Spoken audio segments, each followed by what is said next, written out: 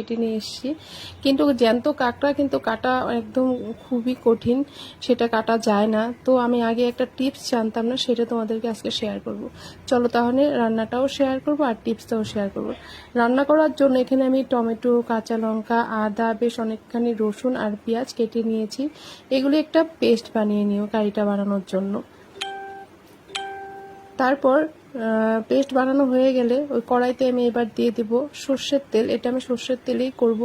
সর্ষের তেল দিয়ে এবার তেলের মধ্যে একটু নুন দিয়ে দেব, দিয়ে কাঁকড়াগুলি দিয়ে দেব। দিয়ে যখন কাঁকড়ার কালারটা একদম চেঞ্জ হয়ে যাবে তখন কিন্তু কাঁকড়াটাকে আমি নামিয়ে নিব। আর একটুখানি হলুদও দিয়ে দিব।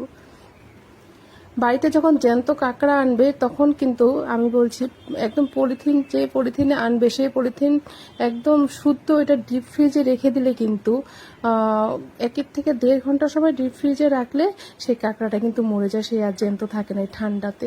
এইভাবে করে তোমরা কিন্তু এই টিপসটা আমার আগে জানা ছিল না, পরে আমি জেনেছি। তো আমরা ফলো করিনি আগে, তো আমরা অনেক যুদ্ধ করে কাঁকড়াটাই কেটেছি। যাই হোক, তারপর ভাজা হয়ে গেলে ওই তেলের মধ্যে তারপর তেল দিয়ে ওর মধ্যে ফোড়নে তেজপাতা, শুকনো লঙ্কা আর সাদা জিরে দিয়ে দিব। দিয়ে যে মশলা আর দিয়ে দিব পেঁয়াজ, দিয়ে ভালোভাবে ভেজে নিব। তারপর যে মশলাটা করে রেখেছিলাম সেই করে রাখা মশলাটা দিয়ে দিব। তারপর দিয়ে দিব এখানে হলুদের গুঁড়ো, স্বাদ মতো নুন, তারপর লঙ্কার গুঁড়ো, তারপর ছোটো চামচের 1 চামচ জিরের গুঁড়ো, তারপর ধনের গুঁড়ো, এসব দিয়ে ভালোভাবে কষিয়ে নিব। তেলটা যখন বেরিয়ে আসবে তখন এখানে আমি যে কাঁকড়াটা ভেজে রেখেছিলাম সেই ভেজে রাখা কাঁকড়াটা দিয়ে দিব।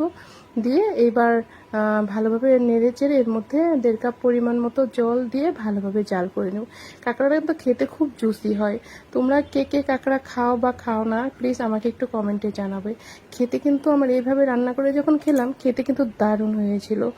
আর আমার এই কাঁকড়ার রেসিপিটি যদি তোমাদের ভালো লেগে থাকে প্লিজ আমার চ্যানেলটাকে সাবস্ক্রাইব করবে আর লাইক করবে।